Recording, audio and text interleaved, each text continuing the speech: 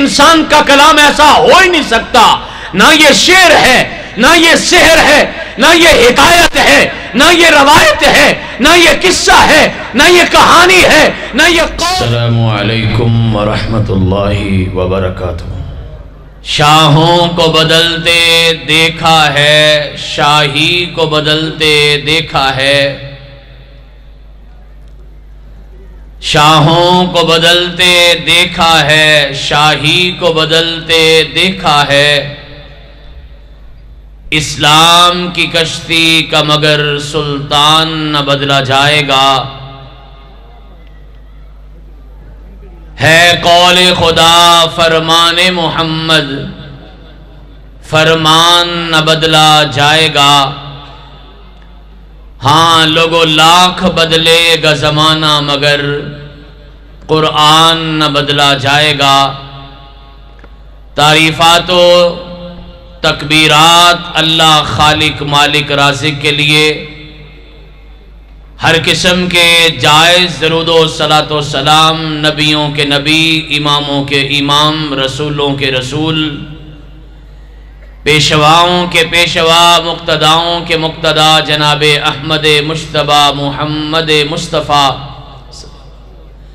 ارواحنا لہ الفدا صلی اللہ علیہ وعلی آلہ واصحابہ واہل بیتہ اجمعین وسلم کی پاک پاکیزہ مقدس مطہر اور مبارک ذات گرامی کے لیے.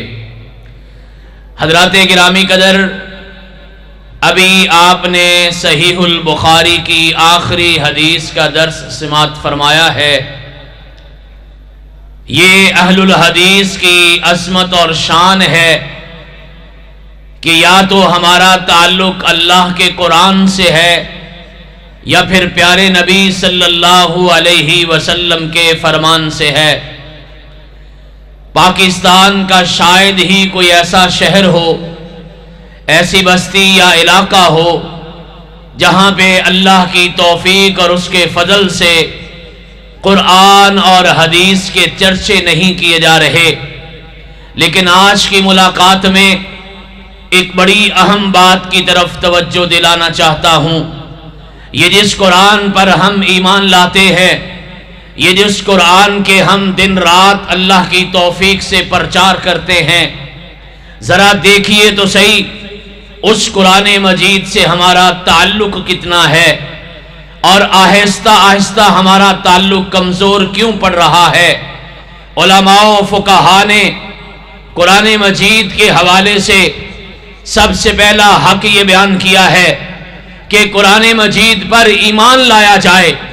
ہمارا ایمان ہے قرآن اللہ کی کتاب ہے، منزل من اللہ ہے. وہ انگریز کی وائسرائے نے اقبال سے پوچھا تھا. اقبال مسلمان کہتے ہیں قرآن آسمان سے نازل ہوا، نہ انہوں نے آسمان والے کو دیکھا، نہ انہوں نے لانے والے کو دیکھا، نہ انہوں نے نازل ہوتا دیکھا، نہ انہوں نے اپنے نبی کو دیکھا. تیرا خیال کیا ہے؟ اقبال نے کہا عقیدہ میرا بھی یہی ہے کہ یہ آسمان سے نازل ہوا ہے. وائسرائے لارڈ ماؤنٹ بیٹن کہنے لگا افسوس ہوا ہے، تیرے جیسا پڑھا لکھا بھی یہی بات کرتا ہے. کہا سنیے، میں ایک شاعر ہوں، عام انسان ہوں، اس نبی کا امتی ہوں، شعر اور غزل کہتا ہوں. کبھی ایسا لگتا ہے یہ شعر میں نے سوچ کے نہیں کہا، یہ غزل میں نے سوچ کے نہیں لکھی، یہ مجھ پر نازل ہوئی ہے. پھر میں سوچتا ہوں اگر مجھ جیسے عام انسان پر غزل نازل ہو سکتی ہے تو کائنات کے بہترین انسان پر قرآن بھی نازل ہو سکتا ہے. حضرات یہ ہمارا عقیدہ ہے، یہ اللہ کا کلام ہے، کیونکہ ما ھذا قول البشر نہ کسی عام انسان کا کلام ہے، نہ کسی اخبار کی خبر ہے. صبح سویرے بڑے غور سے اخبار پڑھنے والوں، اگر صبح سویرے کبھی قرآن پڑھنا مل جائے، آپ کو پتا چلے خبر اصل اخبار میں نہیں ہوتی، خبر اصل اللہ کے قرآن میں ہوتی ہے. حضرات قرآن کا دوسرا حق یہ ہے قرآن کو صحیح طریقے سے پڑھا جائے.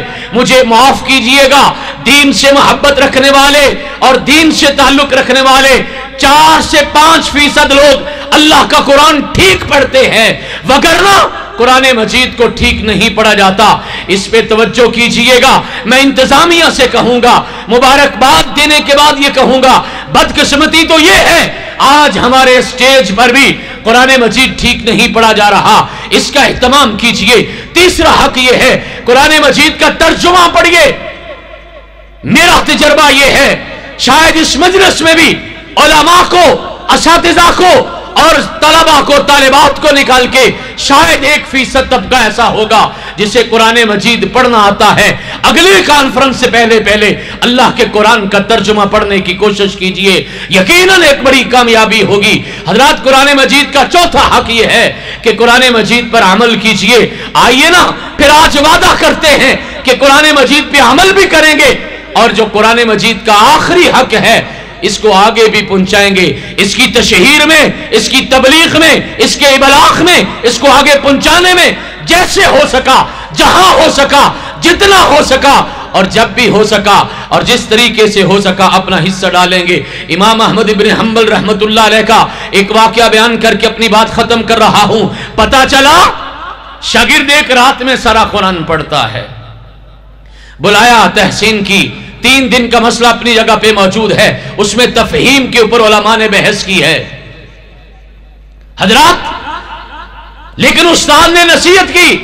امام احمد ابن حنبل کہتے بیٹا آج کی رات جب قرآن پڑھنا تو ایسے پڑھنا کہ جیسے آپ قرآن مجھے سنا رہے ہیں۔ فجر کے بعد ملاقات ہوئی، بیٹا کتنا پڑھا ہے؟ کہا استاد جی جب پڑھتا تھا سپیڈ زیادہ ہوتی تھی، سوچتا تھا استاد جی کو سنا رہا ہوں، ٹھہرتا تھا، مخارج کا خیال کرتا تھا، صفات کا خیال کرتا تھا، آرام سے پڑھا تو ساری رات میں 10 سپارے پڑھے گئے۔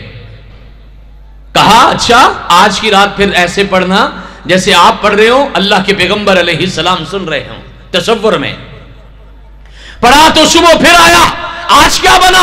کہا ساری رات پڑھتا رہا، غور کرتا رہا، پیارے نبی کا احترام، مقام اور شان ذہن میں آتی تھی، ایک سپارے سے آگے نہیں بڑھ سکا۔ استاد تو استاد ہی ہوتے ہیں، اللہ اساتذہ کو سلامت رکھے۔ کہا آج کی رات پھر اس طرح پڑھنا جیسے آپ پڑھ رہے ہو، آسمان والا سن رہا ہے۔ ساری رات پڑھنے کے بعد واپس آیا، فجر کی نماز پڑھی۔ استاد نے پوچھا بیٹا آج کیا ہوا ہے؟ کہا استاد جی پڑھتا تھا، آسمان والے کی جلالت، اس کی جبروت، اس کی قوت، اس کی سطوت، اس کی طاقت اور اس کی عالی مرتبت ذہن میں آتی تھی، ساری رات پڑھتا رہا، ایک آیت سے آگے نہیں بڑھا، پڑھتا گیا، ساری رات میں صرف سورہ فاتحہ پڑھی ہے۔ او یہاں اتنی بڑی کانفرنس میں تشریف لانے والوں، آج کی تقریر کا آخری پیغام یہ ہے، کوشش کرنا آئندہ کانفرنس سے پہلے اللہ آپ کو سلامت رکھے، آپ کی عمر میں، علم میں، عمل میں، صحت میں، عزت میں، برکت میں اضافہ کرے۔ کوشش کرنا اگلے سال سے پہلے ایک مرتبہ قرآن اپنے رب کو سنا لینا۔ اللہ آپ کا میرا آنا قبول فرمائے۔ نکلی تو لبے اقبال سے ہے، نہ جانیے کس کی ہے یہ صدا، پیغام سکون پہنچا بھی گئی، دل محفل کا تڑپا بھی گئی۔ وآخر دعوانا ان الحمدللہ۔